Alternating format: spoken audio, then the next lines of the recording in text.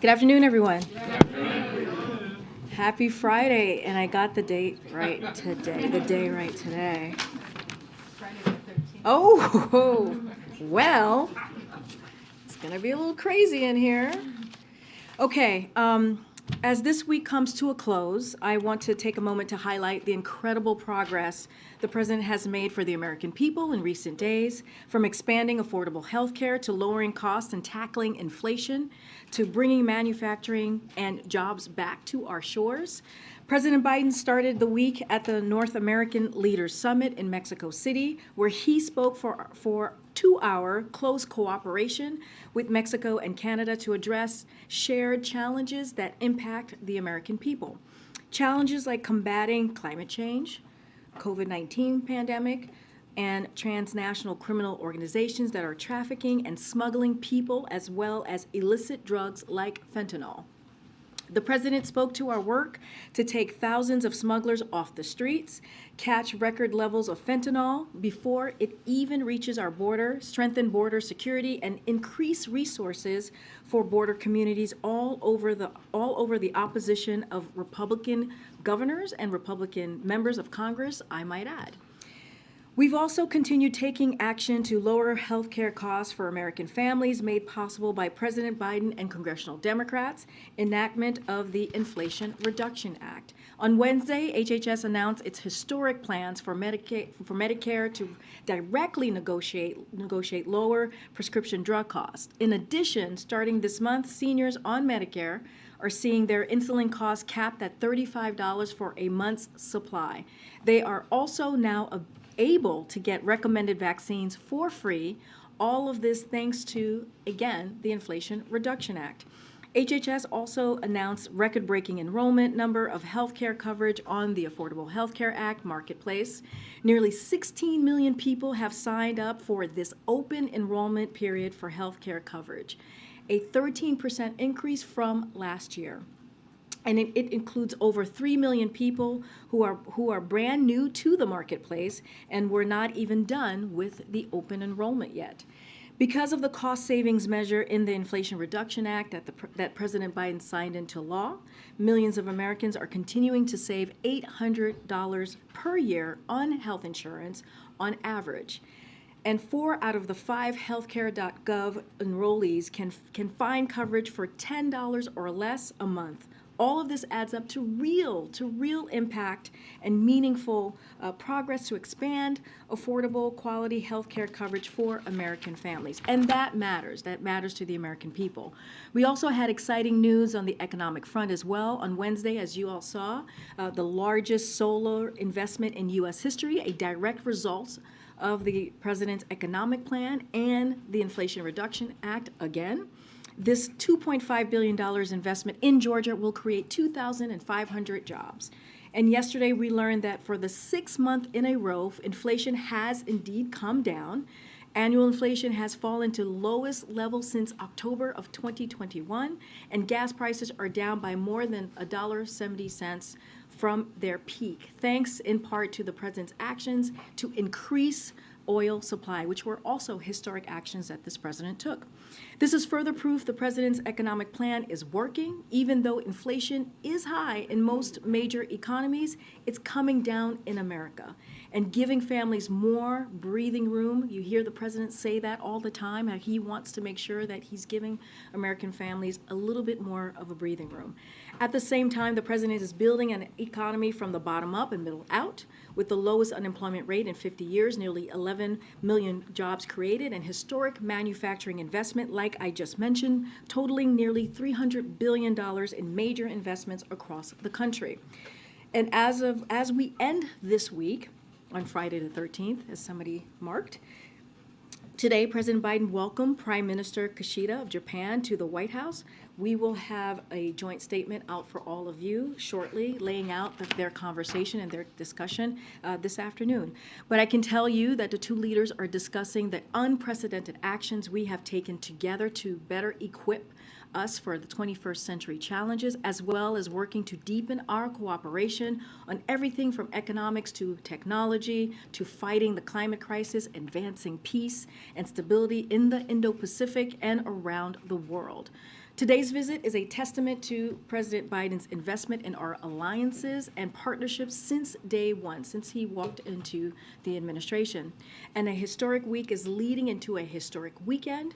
I am so happy and glad to be joined by my colleague and former mayor of Atlanta, Senior Advisor for Public Engagement, Keisha Lance Bottoms, to talk about the president's trip this coming Sunday to the historic Ebenezer Baptist Church to remember and honor the legacy of Dr. Martin Luther King Jr. this Sunday, as I just said. I know many of you had some interest here, so we wanted to make sure that she was here to answer any questions and to lay out why this day is going to be so important. I do want to say on a personal note, as Black women, we have broken barriers.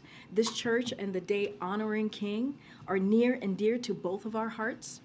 I know on a personal level, we are both looking forward to joining the president on this trip and being in what has been the epicenter of the movement from civil rights in this country for decades. With that, Mayor Bottoms? Okay, the floor is yours. Thank you. Well, good afternoon, everyone. It's kind of scary up here. Right. As Karine mentioned, I am looking forward to joining the president as he travels to Atlanta this weekend.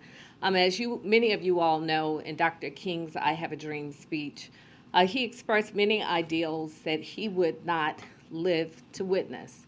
But I stand here, and many of you sit out there as beneficiaries of that dream, his sacrifice and service. So I am eternally grateful for that. As Karine mentioned, the president is traveling to Atlanta. This is at the invitation of Reverend Warnock, and the president will deliver a sermon at Ebenezer Church, which of course was Dr. King's church. Also, Congressman John Lewis's church. The president spoke with Senator Warnock last night. Senator Warnock has been the pastor since 2005 at Ebenezer. They had a wonderful conversation about the significance of this historic event, including the fact that the president is the first sitting president to speak at a Sunday service at Ebenezer in its history. This would have been Dr. King's 94th birthday. As we know, this is an inflection point in history, and the president will deliver remarks reflecting on Dr. King's life and legacy, and the way that we can go forward together. Following his trip to Atlanta on Sunday, he will join Reverend Al Sharpton on Monday at the National Action Network, which Monday, of course, is the official celebration day of the King holiday. The president will deliver the keynote speech there. And then finally, before I take any questions, this is an important day. As a member of Delta Sigma Theta Sorority Incorporated, it's our Founders Day, our 110th Founders Day. So the president did a lovely video for the women of Delta. Also, our Secretary of HUD, Marcia Fudge, was also a former national president of Delta. So the president and the vice president are very grateful for all of the support of the women of Delta and the Divine Nine, and happy Founders Day. All right, we'll take a couple questions. Can I ask you if, as in your role in community outreach, whether the issue of the documents is a particular setback for the president at a moment when other things seem to be going pretty well, inflation's coming down, employment is solid. Like, are you finding that you're getting a lot of response from the public on that, and how do you play that issue? In my role as Senior Advisor for Public Engagement, we've not gotten any information on that in terms of from the public. We've not received any questions. And do you anticipate that that will have any bearing or is causing the president to think at all about, as he's making his decision about whether to run again, will this series of discoveries have any bearing on his thinking and his thought process as he decides whether to run? I'll refer those questions to the president. He can speak for himself on that. While the president's in Atlanta, what do you expect his message to be on voting rights in particular? And given that the situation in the Senate remains virtually unchanged when he spoke about this issue in Atlanta last year, is he considering any additional executive action on this issue? Well, the president has been very clear that we need Congress to act. He's asked for Congress to codify the John Lewis Voting Rights Act and also the additional Voting Rights Act that's pending before Congress. That's the Freedom to Vote Act. So the president has been very clear that voting, the right to vote, the access to vote is a core component of our democracy, and he's going to continue to push for that. Including on Sunday at the church? The president will speak on a number of issues at the church, including how important it is that we have access to our democracy. And you can't come to Atlanta and not acknowledge the role that the civil rights movement and Dr. King played and where we are in the history of our country. But we still have to push forward. We still have more work to do. And just one other thing, do you expect him to have any engagement with the King family while he's down there? We do expect that. I know on previous Sundays, previous King Day services, and many Sundays prior to the pandemic, Dr. King's sister in particular is often at the service. I don't know if she will be there this Sunday. And we also expect other members of the King family to be there as well. In regards to the voting rights, last time around this time when President Biden went to Atlanta, some of the civil rights groups and voting rights groups skipped the speech out of concern that the White House wasn't doing enough to push this issue. Aside from wanting Congress to do more, what is the message to those who feel the White House is not doing enough? Well, as I've been in this role as senior advisor to the president since June of last year, we have engaged with civil rights leaders. He's had them at the White House in a round table. I'm in constant contact with them. And I think that it's very clear that the president is doing everything that he can in his executive power to lean in on voting rights. But we need Congress to do more. This is important. If you've come through the East Wing, you've seen the pictures of Dr. King meeting with Lyndon Johnson, meeting with other civil rights leaders, hashing out voting rights in the White House. And so the fact that we are still here talking about this in 2023, I think really speaks to the fact that we need action. We need that action from Congress. The president has done and will continue to do all that he can do in his executive powers, but there's only so much that he can do. We need Congress to act. Is the feeling then that he has exhausted what he can do, his powers from the White House, his executive powers?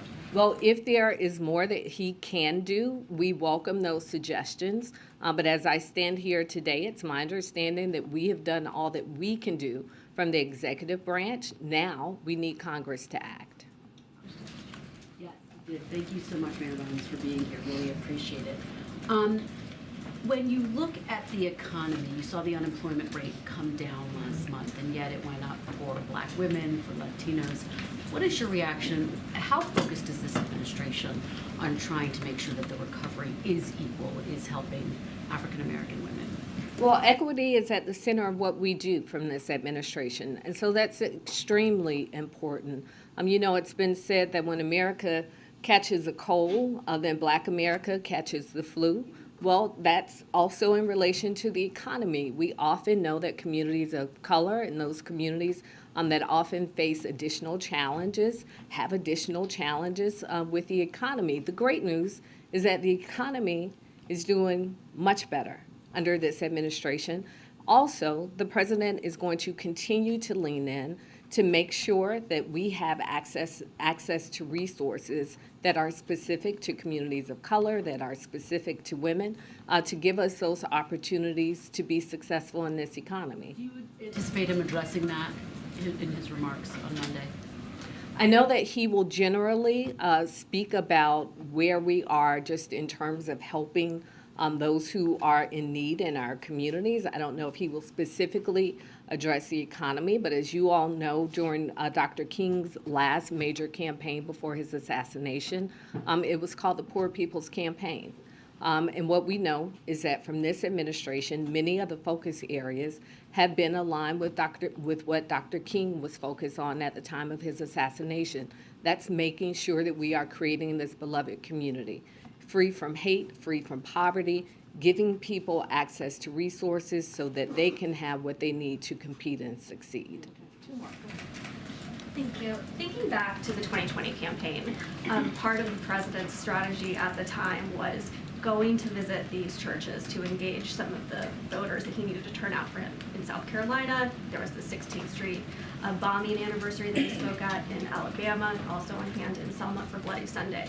Is this speech at Ebenezer the start of a similar outreach campaign heading into 2024?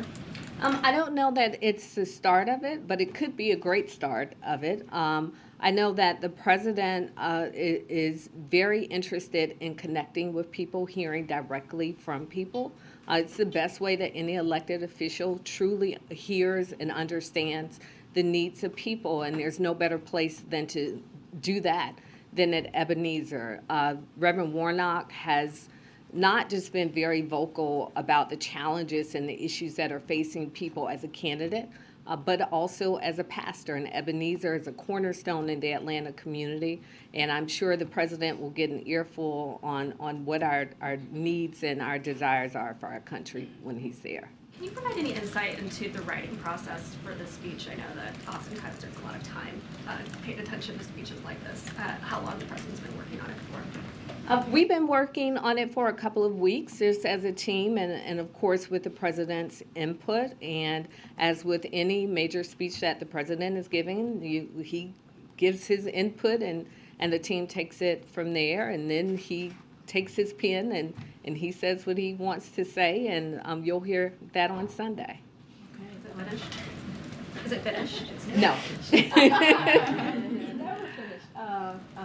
Okay. Just one question. Obviously, Democrats had a big victory in the runoff election in Georgia. He's going back to a historic Black institution to speak of this church. You know, how do you see the state, your home state, kind of fitting into the political landscape going forward now? Georgia's pretty important. I think I've always thought that. Now the rest of the country knows it. We know that Georgia's played an important role with how our Senate is now comprised, and I expect that role will continue to be just as important in future election cycles. Okay, and remember, sorry, I just have to say this, Georgia did go for Joe Biden, all right? Go ahead, Ebony, last question. Just a couple of questions. First, whether it be on Monday or on Sunday when he's at Ebenezer, is he going to be meeting with any civil rights organizations at any point during any of those visits? Well, as I mentioned, on Monday, he will be joining Reverend Al at the National Action Network. There'll be many civil rights representatives there. There will be many at the church who will also have an opportunity to connect with the president while he's there. Nothing separately?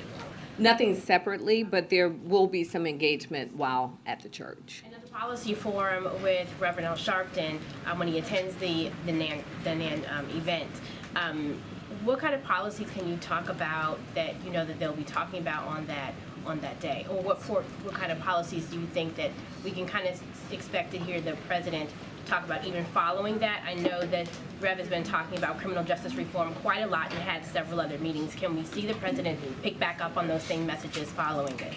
Well, the great thing is that this is not a one-time engagement. Reverend Al and some of the other civil rights leaders, I believe from 8 other organizations, were in the White House a few months ago, sitting down with the president, sharing their concerns. My office, me personally, I'm constantly engaged with these civil rights leaders, so we're hearing in real time what our challenges are, and I think I can safely say that we have confidence in many of these leaders that we are doing what we can do and will continue to do more as we can to make sure that the needs of our communities are met. Okay, thank you so much. Thank you. Thank you. How did you feel the President Biden picked Kamala Harris instead of you for running mate? Okay, thanks everybody, and thank you so much, Keisha. Appreciate it. I have a couple things at the top that I just want to go through. This is the week ahead, so all of you have this. Before we take questions. So later today, the president's going to travel to Wilmington, Delaware, as you all know. On Sunday, as you just heard from Mayor Lance Bottoms, the president will travel to Atlanta, Georgia, and deliver a sermon at Ebenezer Baptist Church. And on Monday, he will return to Washington, D.C. to join Reverend Al Sharpton and the National Action Network at their Martin Luther King Jr. Day breakfast, where he will deliver the keynote address. On Tuesday, the president looks forward to welcoming Prime Minister Mark Rutte of the Netherlands to the White House to further deepen the historic ties between our two nations. As strong NATO allies and global partners, the two leaders will reaffirm our shared efforts to strengthen transatlantic security and economic prosperity. After that bilateral meeting, the president will welcome the Golden State Warriors to the White House to celebrate their 2022 NBA championship. And next Friday, the president will welcome bipartisan mayors attending the U.S. Conference of Mayors winter meeting to the White House. The president will deliver remarks celebrating the achievements of the past 18 months and focusing on the bipartisan work that needs to be done to implement these and other historic pieces of legislative victories at the local level to make a difference in people's lives across the country. With that, Chris, you want to kick us off? Sure. Question on a couple different topics. Speaker McCarthy has invited the president to deliver the State of the Union on February 7th. That just went out. Is that the date that the president plans to give the State of the Union? Does he accept that invitation? So we have received Speaker McCarthy's kind invitation, and the president has accepted it and looks forward to delivering the State of the Union address on Tuesday, February 17th of 2023. So we are. Oh my God! I'm so sorry, guys. On Tuesday, February 7th. 2023, but we truly appreciate the kind invitation by Speaker McCarthy.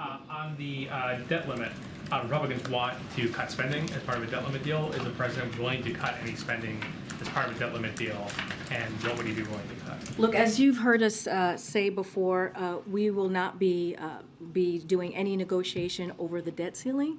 But broadly speaking, at the start of this new Congress, we're reaching out to all the members through the Office of Leg Affairs, making sure that we have those connections with those new members, as I just stated. But I want to say, like in the past, and I've said this before, and I'll say it again, there's been a bipartisan cooperation when it comes to lifting the debt ceiling, and that's how it should be. That's how it should continue. It's not and should not be a political football. This is not political gamemanship, and this should be done without conditions, and that's how we see this process moving forward. When you say that there'll be no negotiating, you will not negotiate anything involving spending? What we're saying is that this should be done without conditions. In the past, we have seen this. We have seen both Republicans and Democrats come together to deal with this issue. It is one of the basic items that Congress has to deal with, and it should be done without conditions. So there's going to be no negotiation over it. This is something that must get done. And does the president agree with the Treasury Secretary, that the debt ceiling should be eliminated? Again, I've spoken to this before. That is not, no one is talking about eliminating the debt ceiling or the debt limit. That's not what we're talking about right now. Congress is going to need to raise the debt limit without condition. So that is not what the discussion that we're having. Very last thing, have White House officials been interviewed by the special counsel or by the Justice Department involving the classified documents? So what I'll say from here is any questions that we may have about the review, about the process, I would refer you to the Department of Justice. I would also refer you to my colleagues over at the White House Counsel. I'm not going to get into any specifics from here. Go ahead, Mary. Aside from the special counsel, aside from this review, I just have a question about processing classified documents and their handling, because I think there's some confusion amongst the public and even in this room.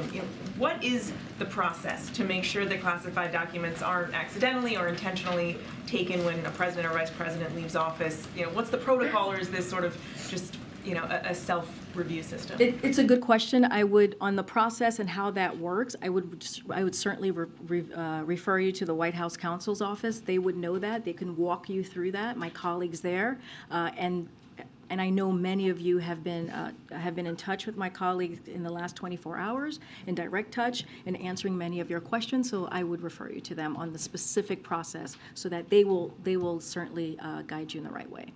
But as far as you know, is it ever okay for classified documents to be mixed with personal evidence? What I can say, look, what I can say is what the president has said before, what I have said multiple times. We take this very seriously. The president takes classified information, classified documents very seriously. But look, I've said this before. We have addressed this issue multiple times at length.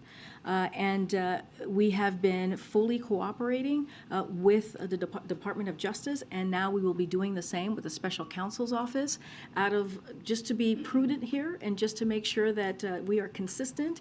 I would refer you anything that is related to this, as it relates to the review, to the Department of Justice or my colleagues at the White House Counsel Office. And we see it as the best way to move forward. We want to respect the process, and so that's what I'm going to do. I'm going to refer you to the Department of Just to Justice. be clear, you're confident he followed whatever protocol was in place? Again, this is something that he takes very seriously, the president, when it comes to classified documents, when it comes to classified information. I'm not going to go into any specifics from here. If you have any questions, anything further that's related to the review, or I will refer you to the Department of Justice or my colleagues over at the White House Counsel's Office, who I know many of you who I'm staring at right now has been in close touch. Go ahead, Ed. A few things, Karine, thank you. Following up on the State of the Union, I believe it was the president who suggested he has spoken with Speaker McCarthy. Are there any plans for them to meet in person before February? Yeah, they spoke, and I think we actually shared that with all of you. The day that Speaker McCarthy became Speaker, you saw a statement from the President and the First Lady congratulating Kevin McCarthy becoming Speaker. And then the next day, I believe that was on a Friday. I believe the next day, which was a Saturday, the President had a direct conversation. He connected with Speaker McCarthy and congratulated him in person. But no plans yet for, I don't have a plan. I don't have a scheduled meeting to share with you at this I time. wanted to follow up on a few things from yesterday. When was the president informed about the Attorney General's decision to appoint a special counsel? How and by whom? So, the specifics on that, here's what I can tell you. I can tell you that we were not giving a heads up. I was asked that question yesterday. We did not know that the announcement was going to come yesterday until after it happened, so I can clear the deck there and let you know. Anything else specific to when the president knew or anything that's related to this, I would refer you to the White House Counsel's Office. I know many of you that I'm looking at right now has been in close touch with my colleague there. And so I would continue to refer you to my colleague at the White House Counsel's Office. One of the things that they finally confirmed for us is that Bob Bauer is indeed the president's personal attorney handling some of this. Given that the Justice Department cited the personal counsel as having made this initial outreach to National Archives and has been in touch with the Justice Department, is that the person who these questions should be directed to? Why the White House Counsel? I will say this again. Whatever the White House Counsel, my colleague told you in your conversation, I know you guys just spoke or connected earlier today, I would ask them that question. And anything related to the review, I would refer you to the Department of Justice. And regarding the extraordinary measures that the Treasury Secretary announced a little while ago in advance notice to Congress, is there a policy that requires her to give advance notice of those plans? You have to reach out to the Department of Treasury on how that process works. What I can say is, just so that everyone knows, folks who are watching, the debt limit is projected to be reached on Thursday, January 19th. At that point, Treasury will begin to take extraordinary measures to prevent default. Secretary Yellen did not name a specific X date, if you will. The day Treasury would no longer be able to pay the government's obligations, but quoting from the Secretary's letter, it's unlikely that cash and extraordinary measures will be exhausted before early June. But that does not mean that Congress should not wait until then to raise the debt ceiling, as we have been saying over and over again. The sooner Congress acts, the better, since even the prospect of not raising the debt ceiling will have damage the full faith and the credit of our nation. And again, we are going to continue to encourage Congress to act. But as far as the steps and how this all works, I would refer refer you to the Department of Today is Treasury. 6 days till the 19th. A few years ago, she did it about 10 days beforehand. I understand. I would refer you to Department of Treasury. Nothing to it being announced today amid the situation that the I- White House is facing. I would refer you to Department of Treasury. And just to be very clear here, Ed, I've been in here almost every day since we got back from Mexico City, standing here taking your questions at length. So that we're not avoiding anything here. And No, you've you're heard from the president at least twice, and we have put forth multiple statements from the White House counsel's office. So that suggestion I just disagree with. Go ahead, Kristen. Karine, thank you so much. Does the White House and does the president agree to fully cooperate with the special counsel investigation? We have said that we are going to continue to fully cooperate. We have been.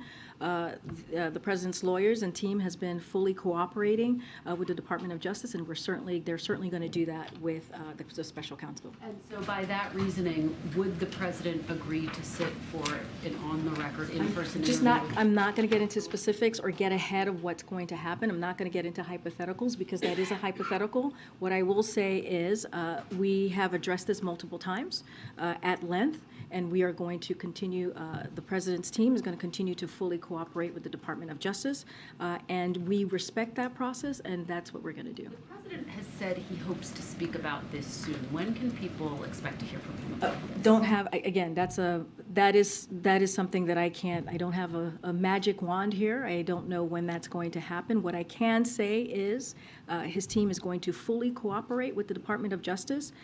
Let's not forget, the president said during the campaign that when it comes to the Department of Justice independence, he respects that. And that is something that he had said was incredibly important to make sure that they had their independence. That's why we say we're going to make sure that they have their independence, and that's why I'm saying that we're going to refer to Department of Justice. And let me just ask you a big picture question here. Does the White House, broadly speaking, have an obligation to share not just with the National Archives, but with the American people when the existence of classified information is found in a private location? Again, there is a process in this. But just big picture, not necessarily in this instance, well- but is it the policy of the White House that they should share that information not just with the National Archives, but with the Americans? So I'll say this, Kristen. We have been transparent in the last couple of days. Remember, there's an ongoing process, and we have spoken when it is appropriate.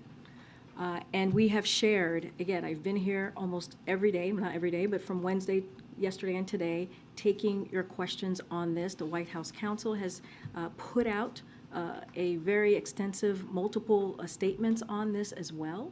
And you all, I know, you all have been talking, many of you here have been talking to my colleague in the White House counsel. So what the actions that we took were right actions that his team took in dealing with the Department of Justice and also the archives. Look, I have. You guys have answered questions when the press has broken in the news. Because it's an ongoing process. Because, again, it is an ongoing process. There is a process here. The Department of Justice is independent. We respect that process.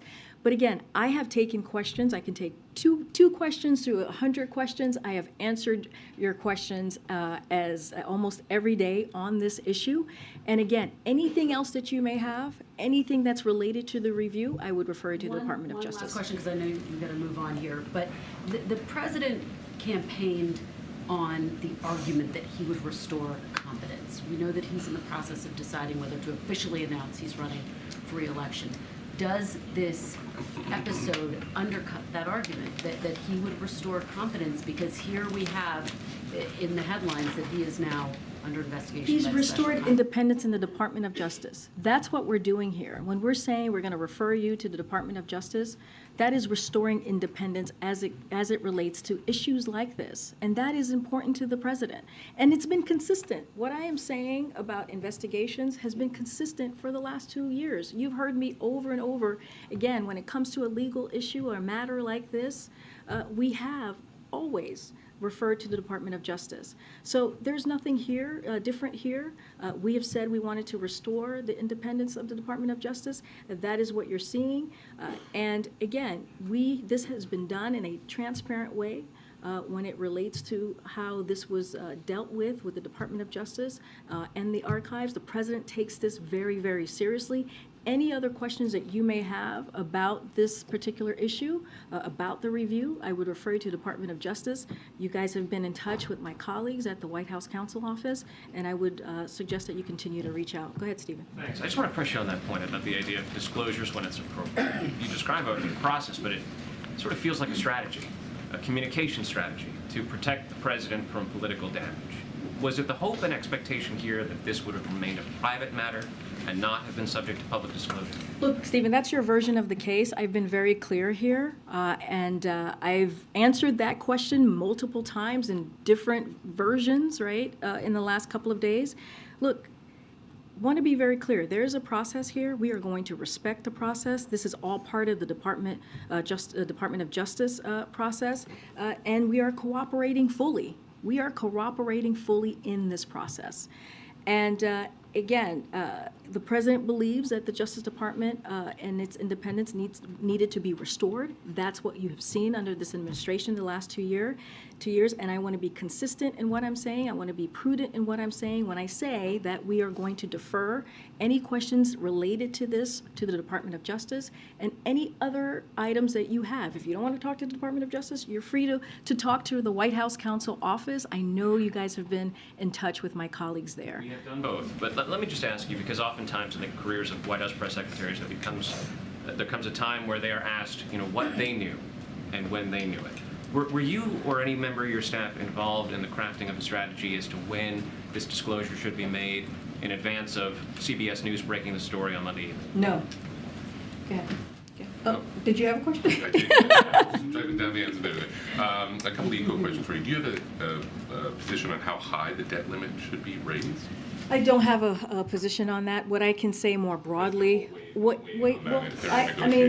I'm saying is that more broadly speaking, not going to get into the specifics of that. What I can say is that we believe when it comes to the debt limit, it has been done in a bipartisan way over the years and decades, and it should be done in a bipartisan way, and it should be done without conditions. That is important here.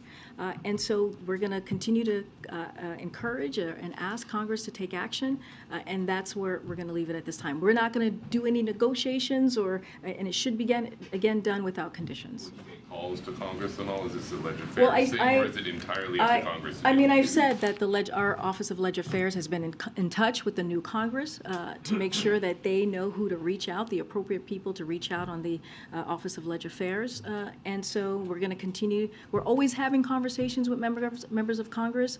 The President always has multiple conversations with members of Congress. As you know, he has a lot of longtime friends who are over on the other side of Pennsylvania. And so that is something that continues. But when it comes to this, when it comes to the debt limit, it should be done without conditions. It was done under the last president 3 times in a bipartisan way, and so this should continue. And very quickly on the CPI data yesterday, pretty good result there. That comes on the heels of the jobs data, which was pretty strong.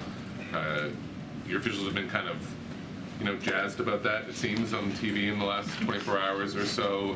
Is it fair to say that the White House is thinking this is what a soft landing could look like, or are you not getting that far? Look, what we can say. Team soft landing.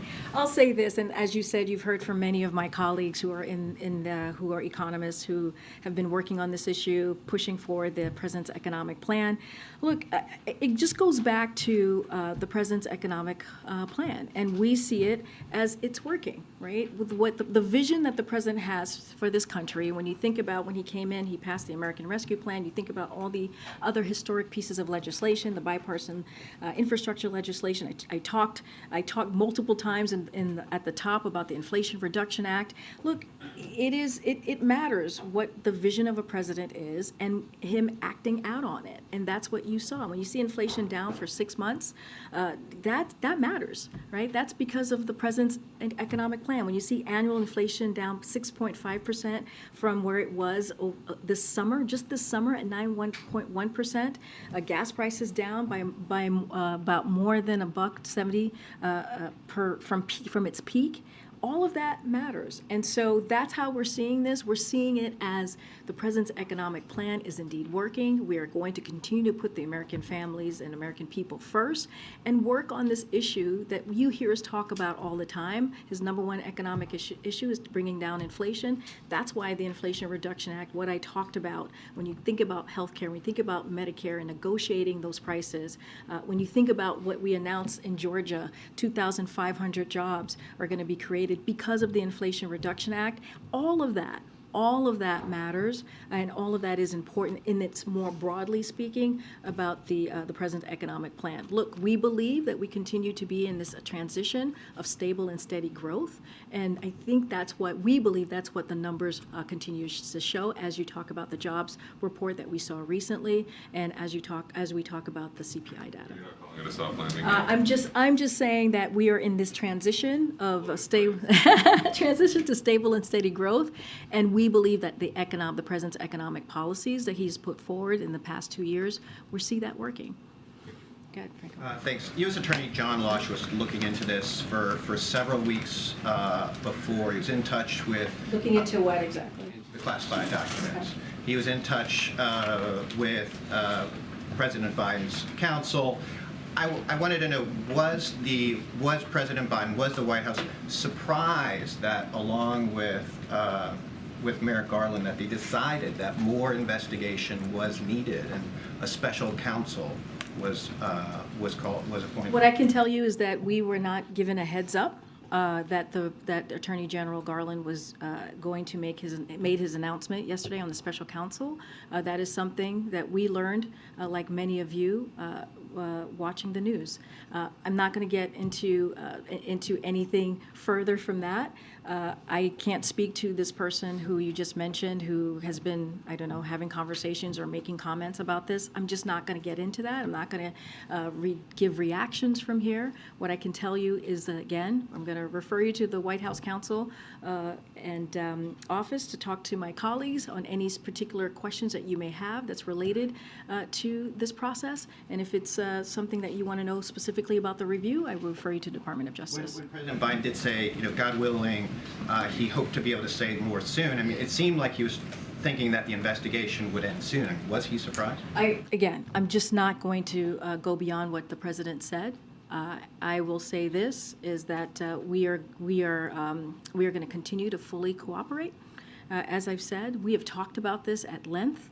We've had multiple statements on this, and again, we want to be prudent here. I'm going to be consistent here. Any questions that you may have about this process, I would refer you to the White House counsel. Another topic. I wanted to ask about the administration's appeal of the Sutherland Springs mass shooting case.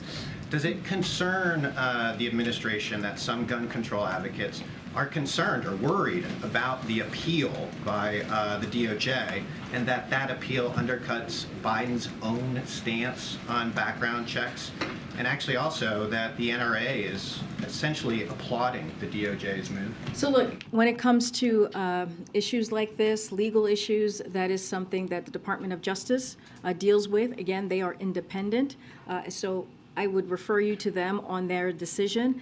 The president continues to be committed on making sure that we address an issue that is affecting families across the country, communities across the country, which is gun violence. That's why it was so critical when he signed the bipartisan piece of legislation on gun violence just a couple of months ago, this past summer. And he's going to continue to call for the ban of assault weapons, working with Congress to make that happen. And let's not forget, the first year and a half of this administration, we put forward more executive actions than any other president on dealing with this issue, on dealing with protecting our communities, protecting families, dealing with gun violence, and that is that call that he has, especially the call to action from Congress, is going to continue, and it's not going to stop. I'm going to go to the back. Go ahead. I have two questions on the meeting with the Prime Minister, but just briefly on the documents. We have seen online propaganda from adversaries seeking to take advantage from this revelation. I'm sorry, can you go back a little bit? Who's seeking to take advantage? We have seen online propaganda from adversaries seeking to take advantage of the revelation of the classified documents. I wonder if you can share with us whether the administration is anticipating any kind of national security implications from this fallout, Are you hearing any kind of intelligence, and are you doing anything to deter those threats? Again, I'm just not going to talk about any intelligence from here. I would certainly, anything that's related to this, I would refer you to the Department of Justice and also refer you to my colleagues at the White House Counsel. I'm just not going to go into anything, especially national security affairs, and so I would refer you to them. I'd probably follow up with your National That'd be Security great. Council first. Okay, That'd be great. on the meeting, I know we're waiting for a readout, but if you can tell us whether the leaders spoke about semiconductors and whether Japan confirmed that it will enact export controls to limit Chinese access to semiconductors, and whether the Prime Minister again urged President Biden, as he has done so many times, if he would be open to joining CPTPP. So on CPTPP, this is not an option we're exploring. I think we've said that before. We're focused on the IPEF, as you know, the Indo-Pacific Economic Framework, negotiations and deepening our economic ties with those 13 partners, many of which are TPP partners. So that is going to be our focus. That has not changed. As it relates, again, I don't want to get ahead of the conversation. They're currently still having a dialogue. The bilat is still occurring, but I expect they will discuss China, Russia's war against Ukraine, and the DPRK's unlawful nuclear and missile programs, and the leaders will focus on what they can get done together in 2023. Japan holds in the G7 presidency and has just taken a non-permanent seat on the UN Security Council, while we're hosting the APEC and seeking to make shift progress on the Indo-Pacific Economic Framework.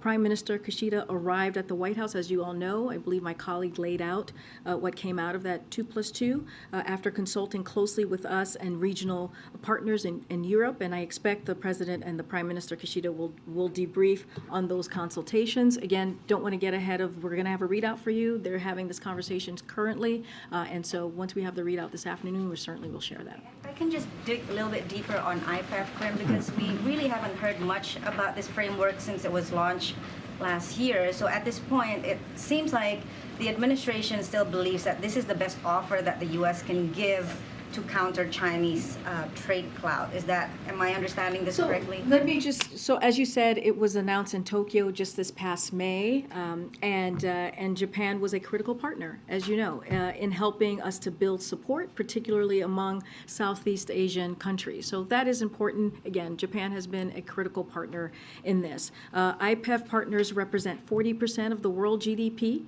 and we are united in our belief that much of our success in coming decades will depend on how well governments harness innovation. So that is part of it, right? We got to see how this works through, especially the transformations afoot in the clean energy, digital technology sectors, while fortifying our economies against a range of threats, from fragile supply chains to corruption to tax havens. So again, with Japan's partnerships and leadership in the negotiations, we expect to achieve high standard commitments that will deepen our economic engagement in the region and make good progress in text-based negotiations this year. So this is a partnership that is incredibly important. Japan played a very big role in it. When you think about it represents the 40% of the world GDP. And so, look, this is, again, an important partnership. This is a framework that we are incredibly committed to, and we appreciate Japan's partnership in this. Oh, yeah. Go ahead, Ed. Yeah, thanks, Karine. I want to ask you about the U.S. Chamber of Commerce. So the U.S. Chamber of Commerce embraced President Biden in 2020, and now the president of the U.S. Chamber says that the businesses it represents are fed up with the government making it harder to do business and adding new rules and regulations. Do you have any response? Yes, I do. First thing, the president's first 2 years in office have been the best for job creation in history. When you think about nearly 10.5 million jobs created, manufacturing and small businesses are on the rise, and we are seeing progress in our fight against global inflation. So that's the first piece to just lay out there. The second, Look, I don't think that it's all of the chamber's presidents who said that. She also called out polarization and gridlock and called for permitting reform, immigration reform, improving child care, improving climate resilience, and funding law enforcement. So those are all areas where President has called for Congress to act.